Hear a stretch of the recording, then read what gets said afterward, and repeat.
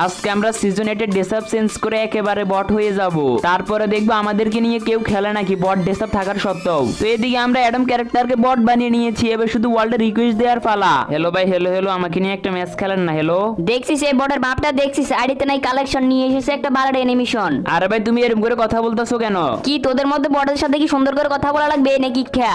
हो नहीं देखा जा रहा। তো এরপরে আমরা আবার ওয়ার্ল্ড গ্রুপে জয়েন দিই, এখানেও আমাদেরকে গ্রুপ থেকে কিক মেরে দেয়। A few moments later. Hello ভাই, হ্যালো, আমাকে নিয়ে একটা ম্যাচ খেলবা?